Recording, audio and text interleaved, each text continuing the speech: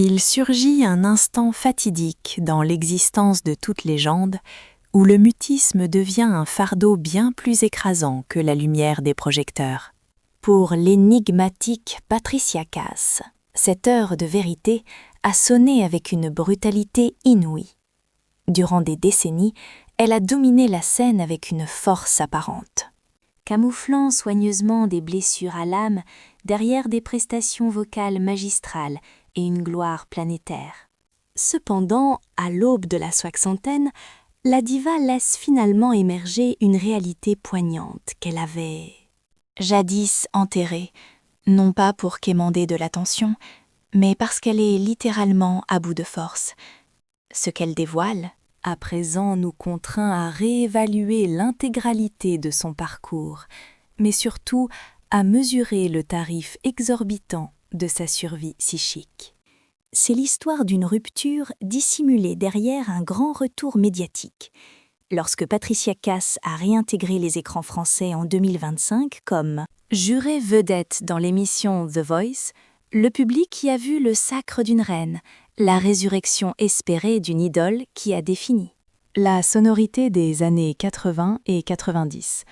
Pourtant, derrière les sourires de façade et la communication rodée, cette réapparition trahissait une fragilité insoupçonnée. C'était la prise de conscience brutale que l'empire qu'elle avait bâti, cette célébrité qu'elle endossait comme une armure, et les tourments qu'elle avait traversés ne pouvaient plus cohabiter dans le non-dit.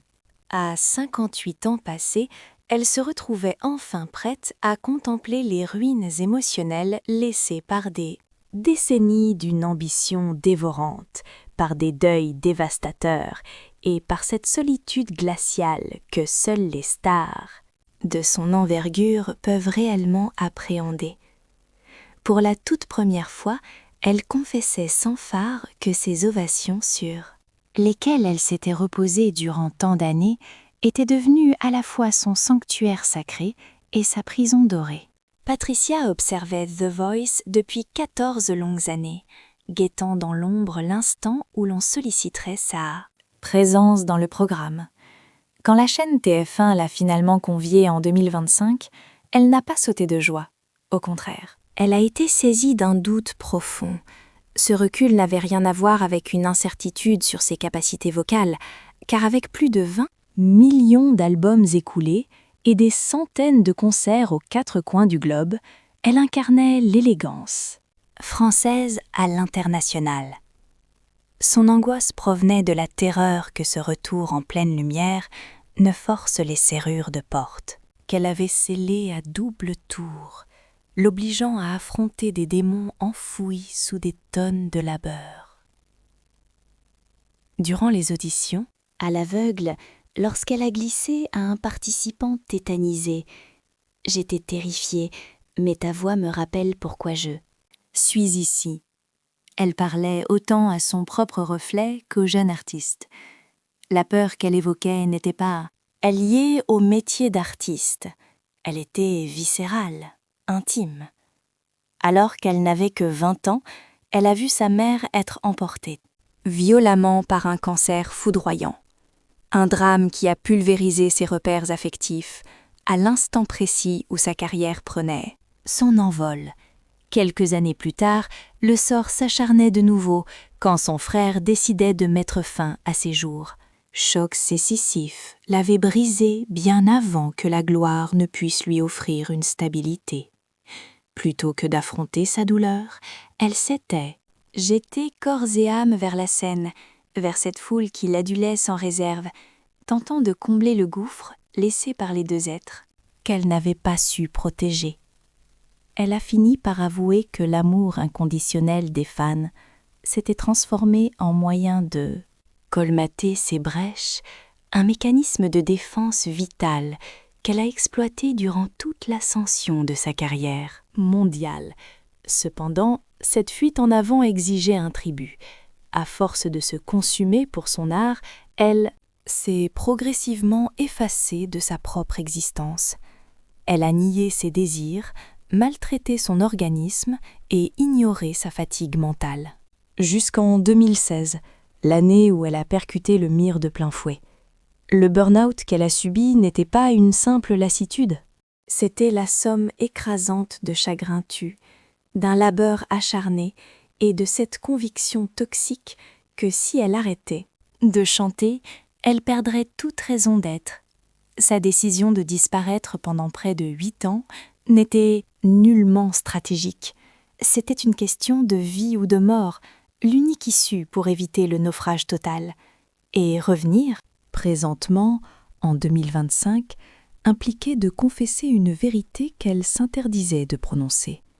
Même les âmes les plus trempées finissent par se briser sous la pression du silence et des traumatismes dissimulés au monde. Bien avant que l'épuisement ne contraigne Patricia Cass à fuir les projecteurs, une épreuve encore plus sinistre avait déjà contaminé son rapport à la célébrité, sa capacité à faire confiance et même son lien avec le public. Au début des années 90, alors qu'elle vivait une ascension fulgurante, enchaînant les tubes planétaires et arpentant les scènes de plusieurs continents, tant que nouveau visage de la chanson française, Patricia vivait dans une terreur qu'elle ne pouvait avouer. Publiquement, la peur d'un homme ayant franchi la ligne rouge entre l'admiration et l'obsession. Maladive. Durant 2 longues années de calvaire, elle fut la cible d'un harceleur mentalement perturbé, qui épiait ses moindres gestes, multipliait les menaces de mort et tenta même de forcer l'entrée de son domicile privé. La star, ce qui était jadis sa source d'énergie vitale, se transforma en un théâtre d'angoisse où, au lieu de savourer l'ovation du public, elle se mit à scanner frénétiquement la foule, traquant la menace dissimulée parmi les visages. L'atmosphère bascula dans l'horreur pure lorsque ce déséquilibré prit en otage l'un de ses collaborateurs. Un incident d'une telle gravité que l'assaut des unités d'élite de la police fut la seule issue possible. L'affrontement ne trouva son issue que dans le sang, l'individu étant abattu par les forces de l'ordre.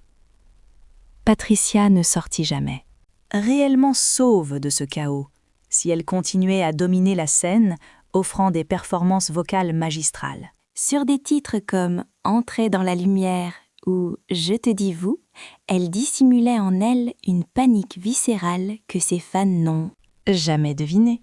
Ce n'est qu'en 2016, sur le plateau d'On n'est pas couché, qu'elle confessa enfin à quel point cette épreuve avait marqué son âme au fer rouge. Elle expliqua que cela vous forge une carapace quand on débute un parcours et que, subitement, un fou furieux surgit dans votre dos. Mais cette force apparente ne racontait qu'une fraction de la vérité. La puissance n'était qu'une façade pour le spectacle. La terreur, elle, était son quotidien. Au fil des mois, même les gestes les plus anodines se transformèrent en signaux d'alarme. Un admirateur lui tendant une rose, un acte pourtant empreint de douceur, pouvait la faire battre en retraite à la moindre vibration d'une main ou si elle percevait une intensité suspecte dans un regard. Elle avoua avoir développé une paranoïa sourde, se méfiant même de l'amour que lui portait son public. L'imprévisibilité de la nature humaine et la probabilité qu'un sourire puisse dissimuler une intention mortelle la rendirent vigilante d'une façon que personne n'aurait pu imaginer. Pour une chanteuse qui puisait son oxygène dans sa connexion avec la salle, cette rupture de confiance fut un cataclysme intérieur. Ce poison psychique contamina inévitablement sa sphère privée. Déjà fragilisée par le décès tragique de sa mère et de son frère, Patricia sentit ses défenses naturelles se durcir. Elle devint impitoyablement sélective quant aux personnes autorisées à franchir son seuil. Drastique dans ses fréquentations et obsédée par le contrôle. Elle confiait d'ailleurs qu'un homme, entré dans sa vie peu de temps, au lendemain du décès de sa mère, avait transformé son existence en enfer, laissant des cicatrices qu'elle traîna dans toutes ses relations. Futurs, alors que son étoile continuait de briller au sommet, son monde émotionnel, lui, se rétrécissait. Elle vivait dans une tension perpétuelle écartelée entre le don total de soi sur scène et la dissimulation de tout ce qui pourrait la blesser. C'est ce cocktail toxique, deuil, gloire, violation de l'intimité et méfiance qui la conduisit inexorablement vers le burn-out qu'elle allait prendre de plein fouet des années plus tard. Le monde applaudissait une icône. Elle vivait comme une naufragée, luttant pour ne pas. sombrer et survivre devint l'unique objectif qu'elle n'osait formuler jusqu'à ce jour. Le poids écrasant d'un organisme incapable d'effacer le trauma. Tandis que Patricia Cass tentait de naviguer entre les plaies ouvertes laissées par les deuils successifs et la peur, une autre vérité, bien plus intime, se cristallisait dans l'ombre. Une réalité qu'elle avait enfouie au plus profond d'elle-même durant l'essentiel de son existence. Cela touchait à sa chair, à son avenir et à ses rêves muets qu'elle s'interdisait de formuler. Dans des entretiens ultérieurs, Patricia révéla que sa non-maternité ne relevait pas d'un choix de vie assumé tardivement, mais résultait de circonstances tragiques et de décisions prises alors qu'elle était jeune. Dépassée et nullement armée pour affronter la vie d'adulte. Plusieurs interruptions volontaires de grossesse durant sa jeunesse. Des choix difficiles opérés faute de partenaires fiables, de stabilité financière ou de sécurité affective l'avaient finalement rendue stérile. Ce diagnostic brutal, elle ne l'apprit que bien plus tard, le vivant comme une injustice totale. Une cruelle ironie pour celle qui avait toujours imposé à son corps une discipline de vie saine et irréprochable. Ce verdict dépassait la simple biologie. Il ébranlait les fondations mêmes de son identité. Pour une, celle qui avait vu disparaître sa mère à l'aube de la vingtaine, puis son frère, l'idée de construire un foyer, une cellule familiale, aurait pu constituer l'ultime rempart, une façon de bâtir quelque chose de pérenne. Mais au lieu de cet espoir, ce rêve lui fut arraché avant même qu'elle ne réalise qu'elle pourrait un jour le chérir. Toutefois, elle maintenait fermement ne pas regretter les actes mêmes. Elle restait convaincue d'avoir opté pour les options justes à cet instant précis, refusant d'imposer la vie à un enfant dans un chaos émotionnel absolu, sous l'emprise d'un compagnon qui ne lui avait apporté que souffrance et tourments. Le regret ne portait pas sur le choix, mais sur l'irréversibilité de la sanction. Durant des décennies, elle garda le silence sur ce vide, persuadée que le grand public ne saisirait pas la nuance et transformerait sa douleur en condamnation morale. Mais cette vérité vivait en elle, sculptant ses décisions, modulant ses amours et dictant le rythme effréné de sa carrière. Son dévouement total à la scène devint bien plus que du métier. Elle se moua en un exutoire vital, un substitut à cet épanouissement affectif que la maternité aurait peut-être pu lui offrir, donner en retour. La vie de tournée, le fracas des applaudissements et la dévotion constante de ses admirateurs formaient une étrange famille de substitutions, imparfaite et imprévisible, certes, mais d'une loyauté farouche que sa propre vie privée ne lui avait que rarement accordée. L'impossibilité d'être mère, mêlée au fardeau écrasant de ses vieux démons, a conduit lentement Patricia vers une voie de sacrifice total. Elle s'est abandonnée corps et âme à sa musique, composant et chantant avec ferveur, comme pour combler les vides abyssaux que le chagrin avait creusés au plus profond d'elle.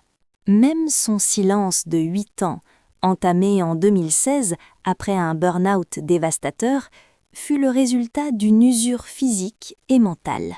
Accumulée après des décennies à se consumer, sans jamais recevoir assez pour se régénérer.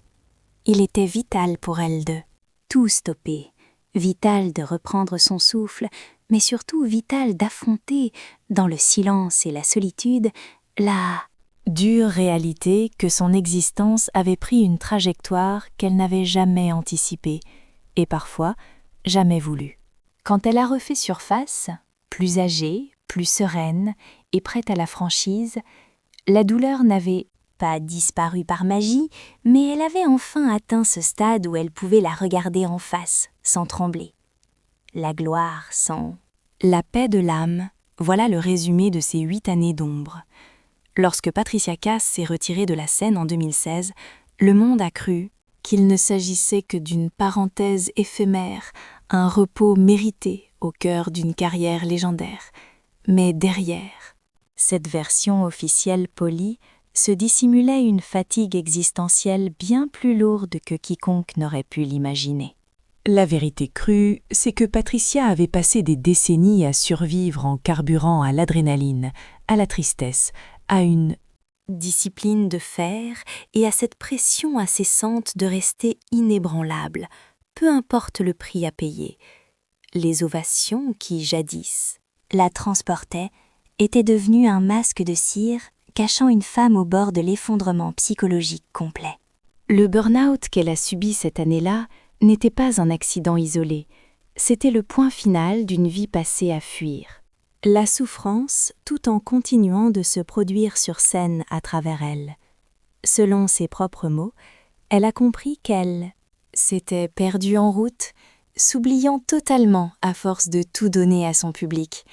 L'ivresse des premières années de gloire lui avait permis d'enfouir le chagrin dévastateur de la perte de sa mère et de son frère, la persuadant que le travail acharné comblerait le gouffre qu'ils avaient laissé derrière eux. Mais elle n'a pris conscience de cette illusion que lorsque son corps et son esprit ont refusé de faire un pas de plus, elle avait atteint ce point de non-retour où le repos n'était plus une simple option, mais une nécessité vitale absolue.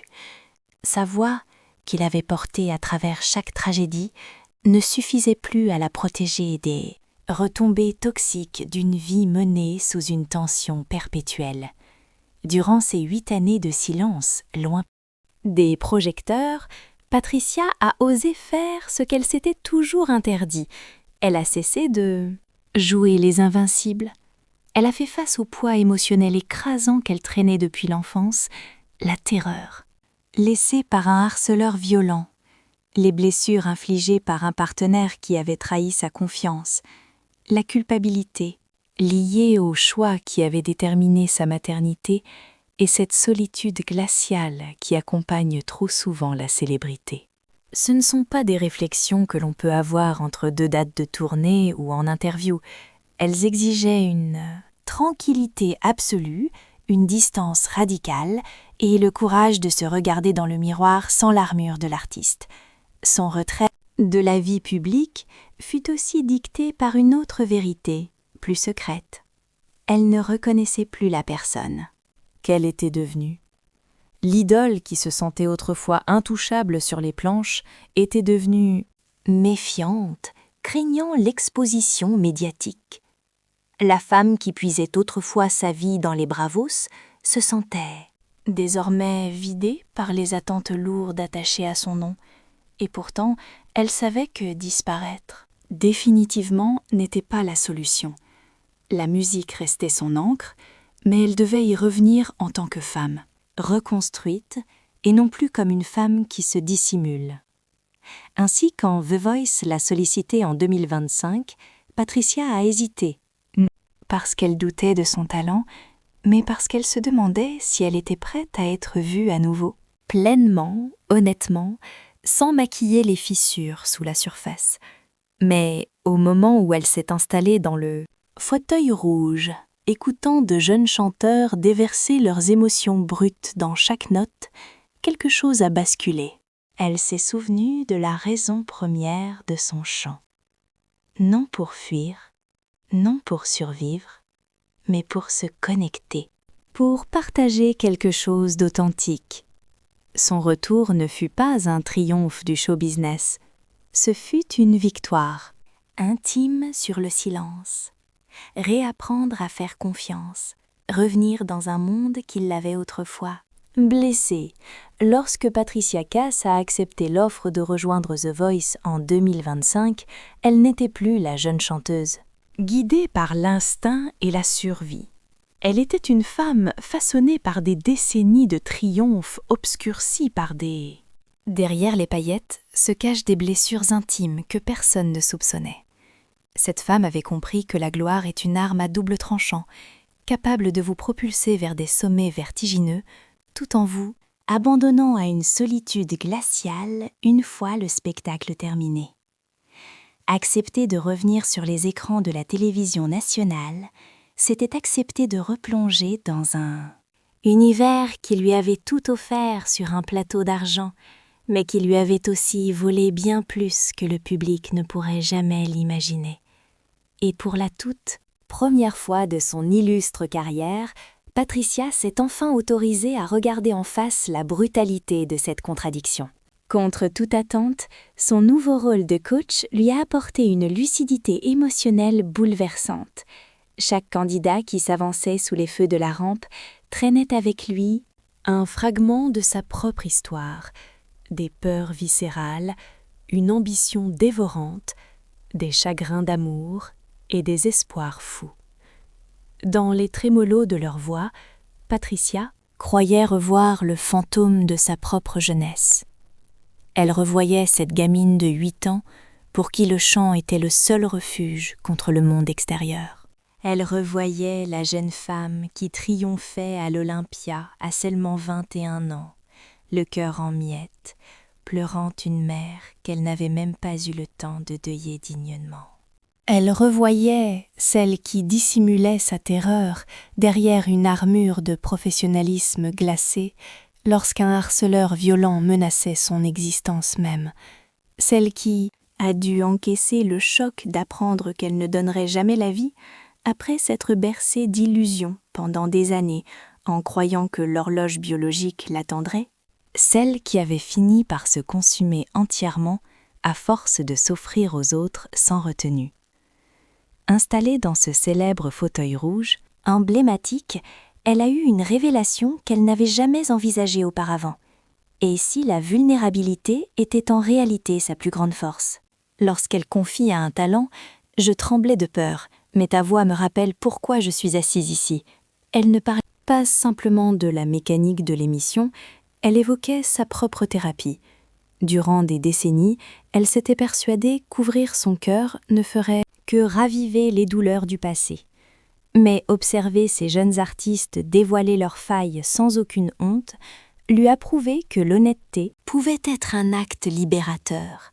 Elle s'est mise à se confier davantage, non pas dans une mise en scène dramatique, mais avec une sincérité brute, parlant de ses angoisses, du chagrin qui ne part jamais vraiment, de l'épuisement total et de la renaissance à un âge où la majorité des stars préfèrent s'éclipser dans l'ombre. Plutôt que de risquer un retour sous une lumière impitoyable. Autour d'elle, ses collègues ont saisi la profondeur de sa démarche. Les producteurs la décrivaient comme une évidence, louant sa légitimité indiscutable, son art unique et sa rareté médiatique. Mais pour Patricia, l'enjeu dépassait la simple envie d'être adulée à nouveau. Il s'agissait d'être enfin vue pour qui elle était vraiment, sans devoir simuler une puissance qu'elle ne possédait.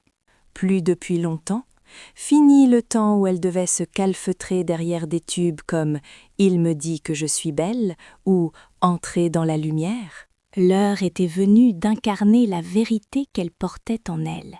Les confessions de Patricia, au tournant de la cinquantaine, n'avaient rien d'une stratégie marketing ni d'un scandale de press people. C'était une démarche d'une humanité désarmante, l'aveu qu'elle avait traversé. Son existence en portant sa douleur en silence, convaincue que c'était le prix à payer pour le succès. Et aujourd'hui, enfin, elle s'autorisait à ne plus porter ce fardeau en solitaire. C'est cette vérité qu'elle a finalement osé prononcer, alors qu'elle approche du cap des 60 ans. Une métamorphose fondamentale s'est opérée chez Patricia Cass, non pas parce que la vieillesse l'aurait adoucie, mais parce que le mutisme ne lui servait plus de bouclier comme autrefois. Pendant la majeure partie de sa vie d'artiste, elle avait cru que montrer ses luttes intérieures écornerait son image de marque, minimiserait ses triomphes ou la ferait passer pour une victime fragile dans une industrie féroce qui glorifie la perfection plastique et sanctionne la moindre faiblesse émotionnelle. Mais ces années d'exil, loin des projecteurs, lui, ont ouvert les yeux sur une autre réalité. Le véritable coup du silence ne pesait pas sur sa réputation, mais détruisait son propre cœur à petit feu.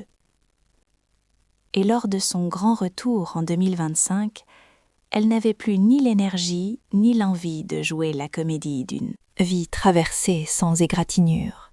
Sa libération ne s'est pas résumée à une phrase choc dans une interview larmoyante. Elle fut l'accumulation de petits instants de vérité, sa façon d'évoquer le burn-out sans rougir, en admettant avoir touché le fond, jusqu'à ne plus reconnaître son propre reflet dans le miroir. Sa franchise bouleversante au sujet de son infertilité, non pas comme un simple regret, mais comme une blessure profonde qui avait redessiné toute son architecture émotionnelle. Son courage de rouvrir le dossier de la terreur, d'avoir été traquée, cette peur omniprésente qui l'a suivie des années durant, et la prise de conscience brutale que ce traumatisme avait dicté ses instants de survie, bien plus que la célébrité elle-même, et son aveu que les applaudissements nourris dont elle était dépendante plus jeune n'avaient jamais été une preuve de confiance en soi, mais un simple mécanisme de défense, une fuite en avant éperdue pour échapper à un chagrin qu'elle était incapable d'affronter. Cependant, la confession la plus poignante lui a peut-être échappé presque par surprise. Elle a fini par reconnaître que durant des décennies, elle percevait l'amour comme une menace qu'elle devait impérativement contrôler pour ne pas sombrer. Ce partenaire, toxique, qui l'avait maltraitée psychologiquement juste après le décès de sa mère, lui avait inculqué que la vulnérabilité était un danger mortel. Et elle avait traîné cette leçon empoisonnée dans toutes ses relations amoureuses suivantes. Elle s'était blindée en maintenant une distance de sécurité, en se noyant dans le travail acharné, préférant toujours la chaleur de la scène à l'intimité d'une vie privée. Ce n'est que bien plus tard qu'elle a compris que ce besoin maladif de contrôle, né de la douleur, l'avait trop souvent empêchée de vivre, pour finalement tisser ce lien profond après lequel elle courait tant. C'est la prise de conscience majeure qui l'a percutée à 59. Elle sait désormais que la force n'est pas d'ignorer la souffrance, mais d'avoir l'audace de l'affronter sans se réfugier derrière des illusions. Elle a réalisé que son parcours, rythmé par des succès vertigineux, des deuils cruels, des angoisses et une résilience de fer, ne se définissait pas par le drame et la fatalité, mais bien par sa capacité héroïque à se redresser. En choisissant de briser le silence maintenant, elle ne cherche en aucun cas la pitié du public. Elle livre simplement sa vérité brute, une offrande qu'elle s'était toujours refusée auparavant. Pour la toute première fois, on ne voit plus Patricia Cass comme une simple idole de papier glacé ou une diva sur la défensive, mais bien comme une enfin disposée à exister sans le fardeau de ses secrets.